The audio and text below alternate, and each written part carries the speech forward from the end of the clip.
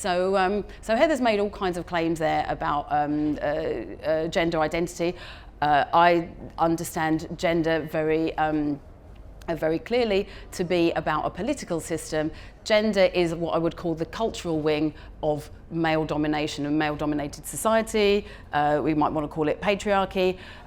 So gender is actually about normalizing certain codes of appearance and behavior and norms and attributes according to whether you're male or female. So we can see that young girls are basically socialized to be feminine and boys are socialized to be masculine, and this is all about reproducing a set of power relations between between these two, what we could call classes of people.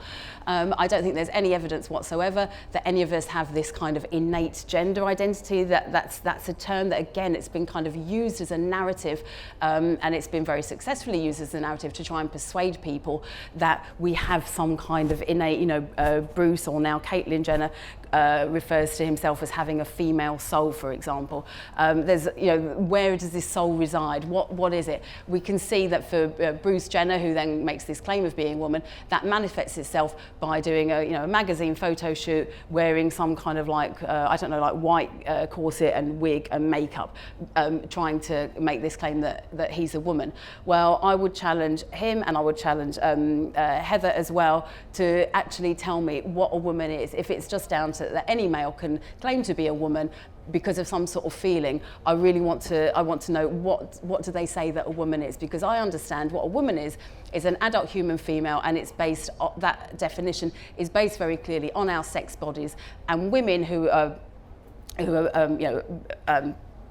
born into a patriarchal society grow up with all kinds of disadvantages, stereotypes inflicted on us, the whole processes of feminization inflicted on us, male violence against women inflicted on us, and I think it's for so-called trans women then to treat womanhood as if it's some kind of costume that can be put on,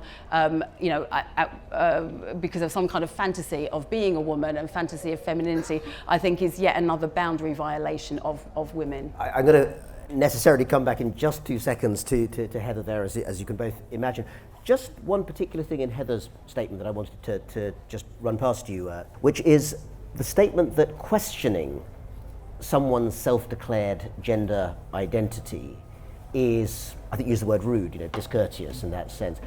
That's clearly something that you don't accept as a boundary. You feel that that's basically drawing off a boundary that shouldn't actually be there. I think we absolutely have to question it, because I think that whole notion that this is something that can't be questioned, and we see that an increasingly, a really hostile climate to women who are raising concerns about this, incredibly hostile.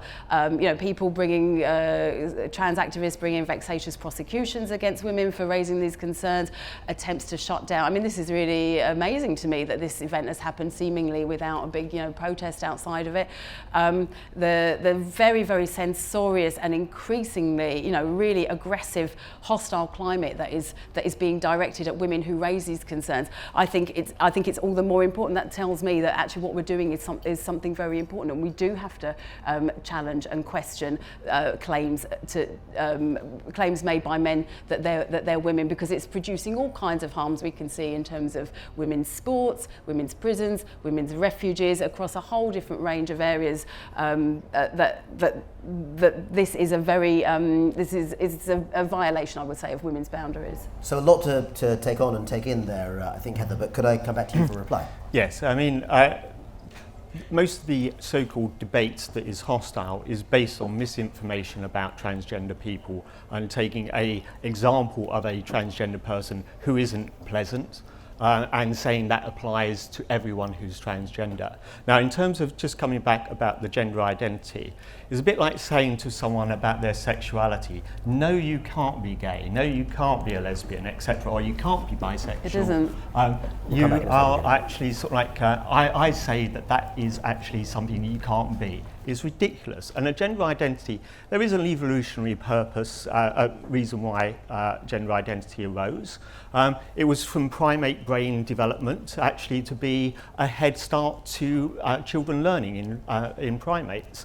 And because it's all about social structure, that was a gender identity probably arose from that. But the gender identity doesn't define what women should be. It just happens that my gender identity that was female, or is female, I just happen to learn all the stereotypes and everything else, or be bombarded with them, just like other women are.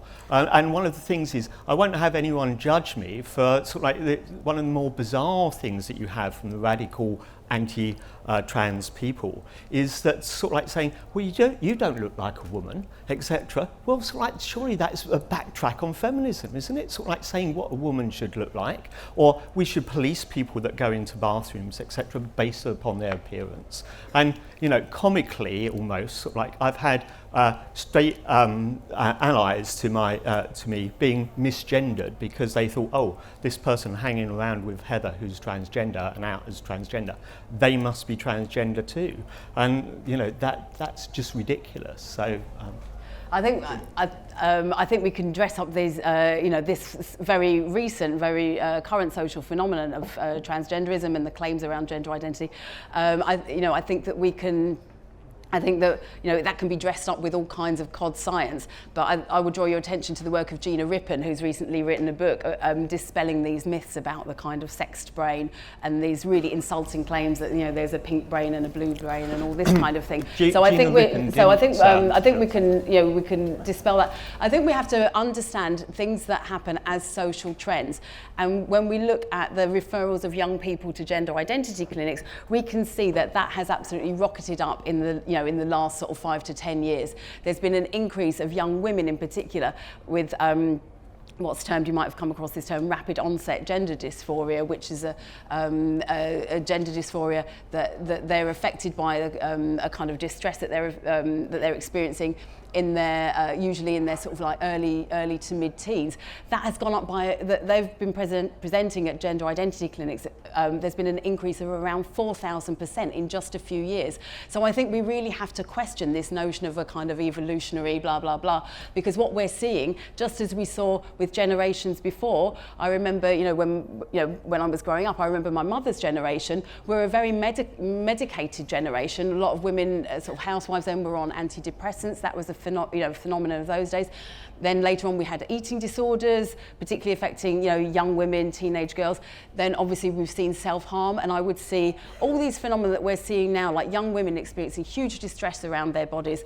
When I was in the States recently, I heard from a nurse in a hospital in Marin County who told me that they were conducting between 4 and 6 double mastectomies every day on young women, on the healthy bodies of young women. So I think this is something that is very concerning to me in terms of a social trend that has very harmful consequences, and that seems to be wheeled in by using these kind of ideas of authenticity and gender identity. There's all kinds of very serious harms being done, particularly to young lesbians. So I think that's something that we might want to talk about. I'm going to come back for a very quick riposte from Heather, because we must make sure that we don't lose sight of the plastic surgery, which we'll come on to. But Heather, quick reply. Gina Rippon's actual point was actually gender identity is something that appears to have developed actually in the womb, as in a focus on which gender you will actually learn from. Her point, and it's a very important point, is that the brain is plastic, as in it's mouldable, and it learns and it changes according to how it is taught, etc. And that is where a gender brain might come in, is actually the stereotypes that you learn. Well, the word plastic there, of course, enables us, if we may, to segue to what we want to talk about. For more debates, talks and interviews, subscribe today to the Institute of Art and Ideas at IAI TV.